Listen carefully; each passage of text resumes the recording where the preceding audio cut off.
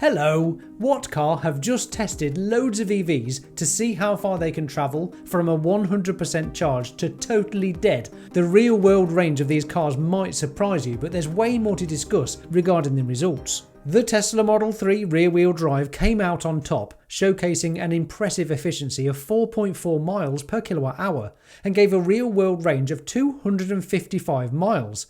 Considering it only has a 60 kilowatt hour battery pack, that's mightily impressive. This, according to WhatCar, means if you're charging at home with the current electricity price cap at 22.4p per kilowatt hour, you'd be looking at around £508 for every 10,000 miles driven.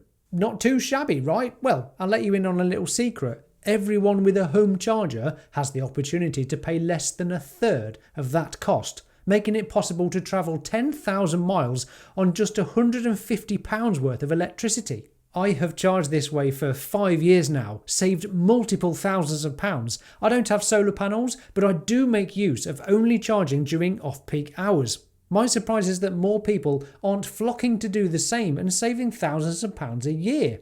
Whether it's a used second-hand EV bargain or a brand new EV that's more affordable than most people realise, lots more people could save thousands of pounds a year on their fuel bill, but I guess some people just don't care. Each to their own, I guess. On the flip side of efficiency, the Audi Q6 e-tron Launch Edition didn't fare so well, managing only 3 miles per kilowatt hour, with a range of 289 miles. The craziness of this is that the battery is almost twice the size of the Model 3s with a 100 kilowatt hour battery pack. That equates to longer charge times and greater charging costs. It's not even close to being as efficient as a Tesla, but as I'll show you later on, if you were to charge it at home, it's still a tenth of the cost of the most expensive rapid chargers, or petrol or diesel for that matter. If you're hitting the most expensive public rapid chargers at 79p per kilowatt hour, you're looking at £1,795 for the Model 3 versus £2,633 for the Q6 e-tron. Bonkers! Efficiency, of course, should always have mattered to car manufacturers when producing any electric cars. The fewer batteries you need, the cheaper the car is to produce. The lighter the vehicle, the greater the efficiency and range. The greater the efficiency, the cheaper and faster they are to charge. A great big cycle of efficiency. For Tesla to achieve 4.4 miles per kilowatt hour for a family-sized saloon is just superb engineering. If you owned a Tesla though, you would of course use the excellent, reliable and abundant supercharger network for an average of 40 pence per kilowatt hour here in the UK, halving that rip-off rapid charge cost to more like £900 for 10,000 miles of travel. Tesla of course are opening up their supercharger network to other EV manufacturers, but quite rightly at a slightly increased price per kilowatt hour. Just a quick side story, you may have seen the latest attempts by mainstream media and anti-EV channels that, at best, highlight the unfairness of the extremely expensive electricity at public rapid chargers, or at worst, is a deliberate attempt to brainwash those who can't think for themselves by highlighting the most unlikely scenario of only using the most expensive chargers during one journey. Faircharge responded on X. The Times and The Telegraph reported today that charging an EV is now twice as expensive as filling up with petrol or diesel, citing the 80p per kilowatt hour cost at some rapid public chargers. This conveniently ignores the fact that 80% of EV drivers charge at home at 7.5 pence per kilowatt hour, making them massively cheaper than internal combustion engines. Most EV drivers rarely use public chargers. Tesla charging 40p per kilowatt hour wasn't mentioned, another clickbait headline to further slow adoption. I'd add that yes, public charging is too expensive in some cases, but for the vast majority of EV drivers, it is still way cheaper to run an EV compared to an ICE car. And of course, this feeds the already strong narrative that EV's bad, somehow even more polluting than dirty diesels. Who knew? Where does all that carcinogenic fog come from in an electric vehicle with no exhaust pipe? I guess somehow EVs must contribute to the 5.4 million people who have asthma in the UK and have no choice but to walk around towns and cities breathing in toxic fumes. Don't you think it would be better to just get rid of that at some point? No? Embrace the future? Progress, anyone? I digress again. Back to the WhatCar efficiency test. Interestingly, when it comes to sheer range, the Polestar 2 long-range single motor took the crown, covering an impressive 333 miles on a single charge. That's enough to go from London to Nottingham and back again without needing a pit stop. What's relevant though is the size of the battery pack that delivers those miles. This is sitting on an 82 kilowatt hour battery pack, so of course it beats the Tesla on total range, but then there's the price, which we'll get to in a minute. Close behind was the Renault Scenic E-Tech Long Range Techno at 322 miles. That's a mouthful of a name, isn't it?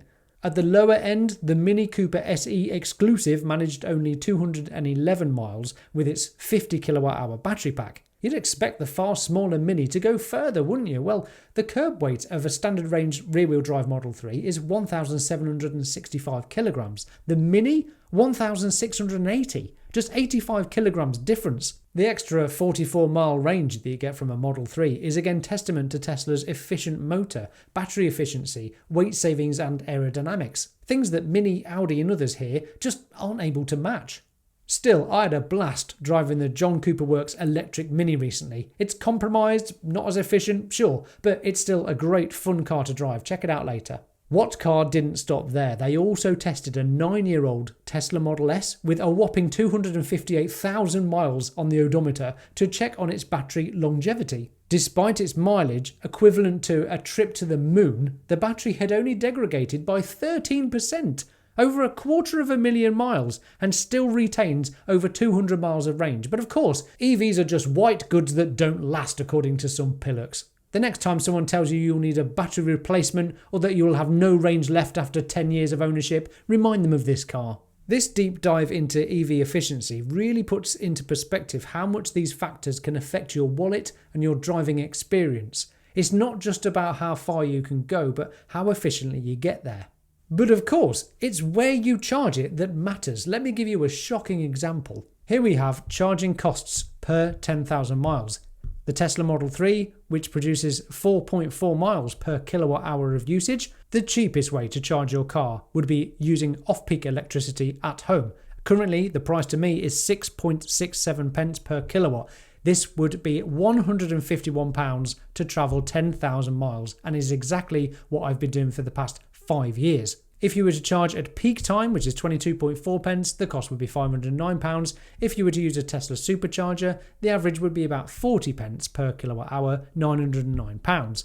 However, if you were to use the most expensive public chargers, it would be 79 pence per kilowatt hour, resulting in £1,795 to travel 10,000 miles. Now, I'd say that this is rather similar to a petrol or diesel today. Next, let's look at the Audi Q6 e-tron with just a 3 miles per kilowatt hour efficiency. Now, £222 if you were to charge off-peak at home is still absolutely brilliant, isn't it? It doesn't matter that much that it's not as efficient as the Tesla, for example. If you were to just charge at the public charging stations at 79 pence, it's a whopping £2,633 to do 10,000 miles. That is ridiculous, but I hope this gives you an indication of the massive variety of charging costs in the UK. For any internal combustion engine car owners out there with a driveway, imagine fueling your car for less than 1/10 of the cost of fuel. Surely that sounds appealing and is available to 75% of homeowners in the UK that have driveways or off-street parking where you could get a charger installed.